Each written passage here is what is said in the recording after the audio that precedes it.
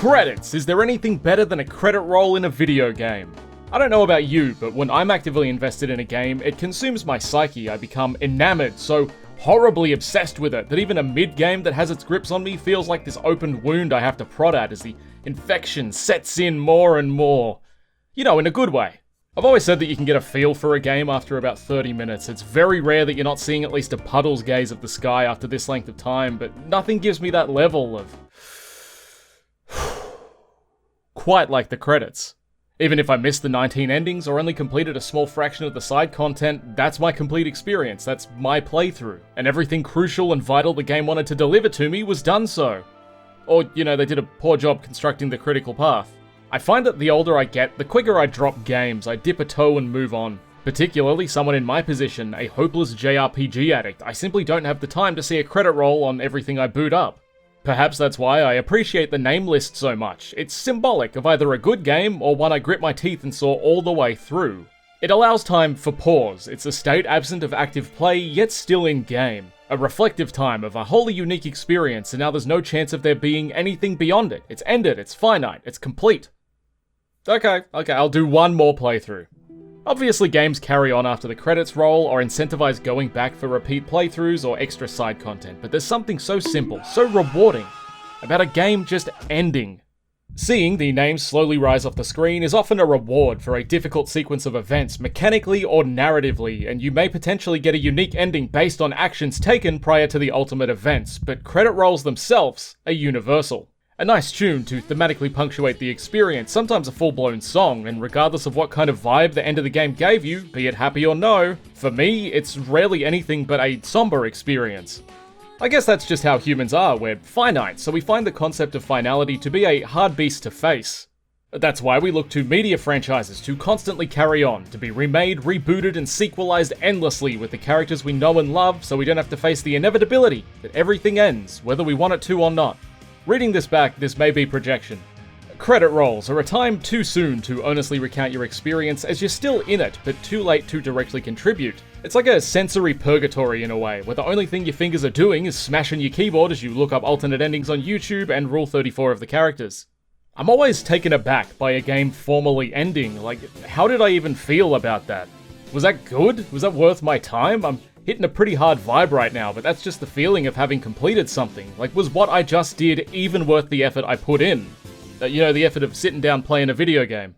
I don't like when credits are full of outtakes and bloopers. I prefer the blank name scroll, being shown so many names, so much of the samey-namey, your brain can't physically process it all. Your eyes gloss over and give you pause to genuinely reflect on how you've just spent the past 30 hours of your life. You know, compact it all in, cement those memories, hardwire those synapses, tidy the piss jugs. I remember more of the games I hit the credits on than those I don't. You could say it's down to playtime, the exposed duration, but I genuinely think closure makes a difference. I remember more about Metal Gear Rising, a game which is maybe 7 hours to the credits, than I do about long games I've spent far more time in but haven't clocked. But maybe that's just the memes. Games with longer runtimes are often quite repetitive, not necessarily to their detriment, but perhaps that requires the brain to blank and group large sections. I don't remember every encounter I fought in the 100 hours I played Dragon Quest XI for, but I remember more of them than the games of Hunt Showdown I played, in which my time is sevenfold. Hunt is an online shooter. You can't beat Hunt, unless you're me, the God King, and you slay every lobby.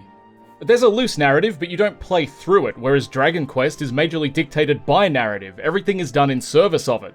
I think this is a good argument for my previous point as what comes at the end of a structured narrative. That's right, credits. A game can do many things to be memorable, be it exceptional, horrible. It can nail one idea really well and slap it between a bunch of meandering shit, and people will remember that one element. You remember the water physics in Baldur's Gate Dark Alliance? Yeah, see? We remember incomplete games for being incomplete, so surely we also remember complete games for being complete. We're just not actively thinking about it because it's normal. Breath of Fire 4 is a great example of an unfinished game from the good old days, where they briefly address major unresolved plot points during the end credits, and you remember that, because it's a cop-out.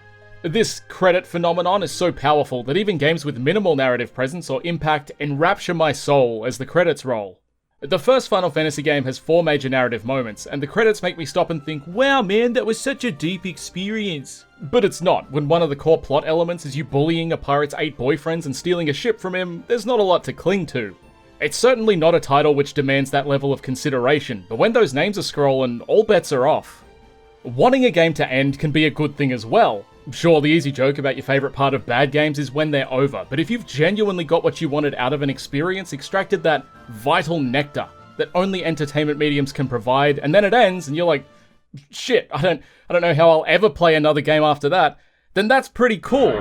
Nothing is perfect. The enjoyment line can't go up infinitely forever. Every piece of media is like a key. It goes up and down and all around. It's got rivets and divots. It's never a flat line of consistent enjoyment or quality.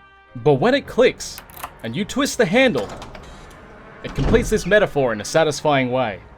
I'll keep this short and close with an admission of a goal going forward. I'm going to make an active effort to pursue more experience where I want to see it end.